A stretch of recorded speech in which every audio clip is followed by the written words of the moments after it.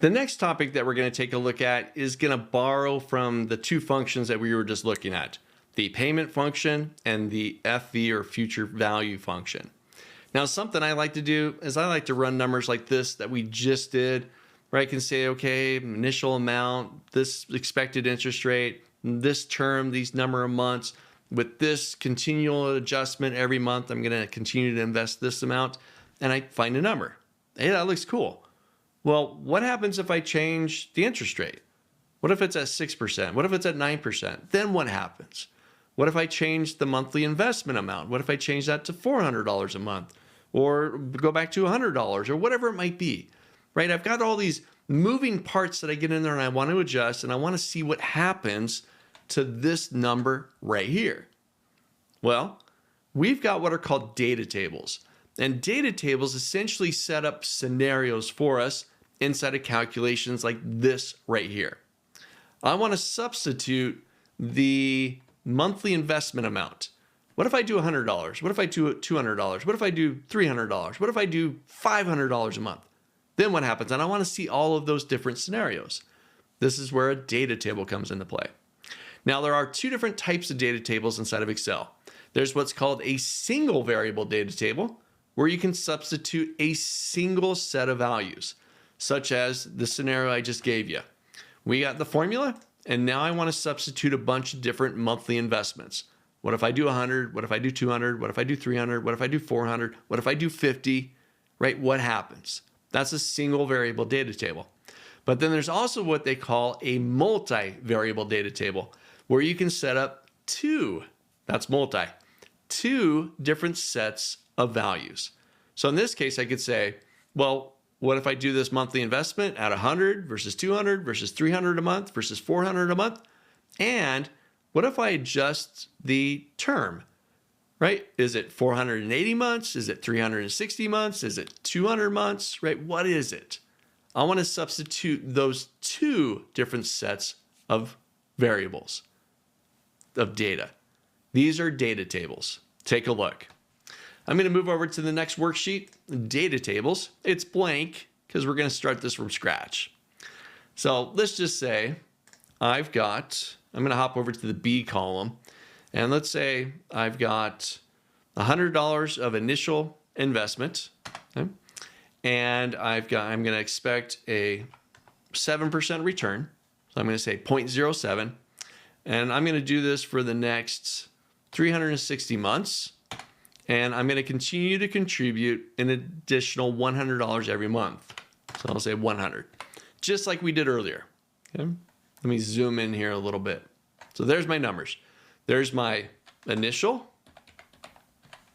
Here's my interest, my expected return. Here's my how many months, and then the what I'm going to contribute. What am I contribute here?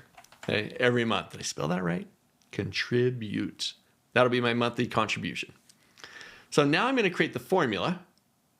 I'll move over here to the D2. And I'm going to say equals minus sign because I want the positive return. FV, open parentheses. So now I'm going to grab the rate. We'll divide that by 12, comma. The number of payments, 360, comma. Payment, $100 every month, comma. And my present value is $100. I'll close the parentheses, I'll hit my enter key, and roughly $122,000 I'll get back at the end of that investment, 360 months later. What is that? Let's do some quick math here. 360 divided by 12, 30 years later. All right. So now, like I said, I want to see what happens if I change the monthly contribution. What if I do $100 or $200 or $300 or $400, right? Every month. How does that change this number right here? Well, I could sit here and just change it, right? 100. Well, let's do 200 and I can see the change. No, let's try 300, right? And I can see the change. But unfortunately, now it's like, oh, wait, what was it before? How much did it increase? What's happening here? What was it at 200? What was it at 100? And then I got to go back in there and change it. What was it at 100? What was it at 200? Right? And I'm making those adjustments. instead of that, we're going to create a single variable data table that'll do this for us. All right, I'm going to move this formula over just one cell. I'm just going to drag it over, and here's why. In order to set up a single variable data table, it has to be set up a very specific way. We got the formula. That's good. In the column to the left, down one cell, I'm leaving that cell empty there. Right here, I'm going to put in the list of values that I want to substitute. So I'll say 100 versus 200 versus 300, 400. Maybe I can do 500 a month. I don't know. But I want to see what the numbers look like for all of these. I'm going to substitute these values into this spot right here, the contribute portion of our formula. So remember this formula, it references all these cells. Our data table is just going to take this list right here and substitute each of them into that section where we're going to contribute. So next step, we've got the data table set up. Now I'm going to select that little table there. I'm now going to go to my data tab. I'm going to go to what if analysis, and I'm going to grab data table. All right. So now for our data table, it has a row input cell and a column input cell. Essentially, it wants to know where you're going to take these values right here and where you're going to input them over here. So for us, we got a column of substitutions of alternative monthly contributions. It's in a column format. I'm going to go to my column input cell, and I'm going to grab the B5 cell, which this formula references. I'll hit OK, and there's my values. Let's just format that to make it easier to read here. Home, turn on that currency, and there we go. So at $100, right, we're making $122,000 roughly. At $200 a month, we're going to make, at the end of the investment, $244,000.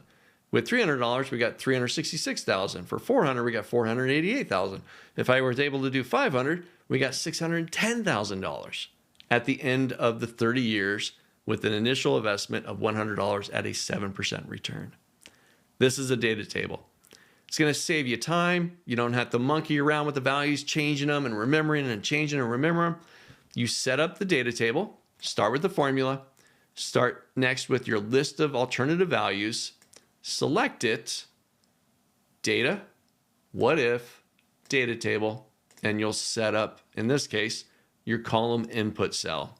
Ours going to take this column of values and replace it or input it here, and it calculates it all for us. Very cool. Now, let's take it a step further. What if I want two different sets of variables? I not only want to do the months, but I want to be able to talk about I not only want to do the contribution for the months, but I also want to see the difference in the months. What if it's 200 versus 360 versus 420 versus 480 and so on? What happens then? Well, same idea, but the data table is set up a little bit differently. This time, I'm going to create the formula right here. Same exact formula. So here's our rate divided by 12. Here's our number of payments. Here's our payment amount. And here's our present value. All right, same return, same formula.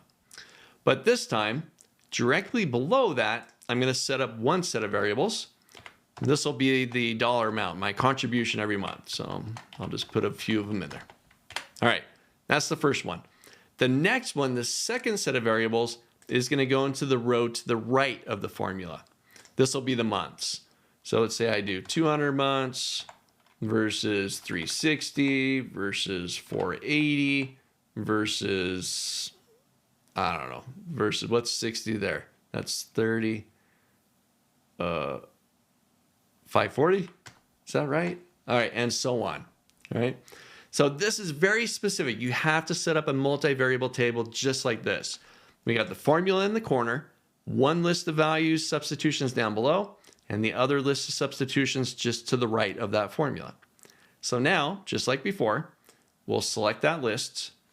We'll then go back to data, what if, data table, and we're going to set up both the row input and the column input. So for column input, that's going to be these guys right here. That's going to get substituted right here. That's what our formula references. For the row, which are these guys right here, that's going to be the months.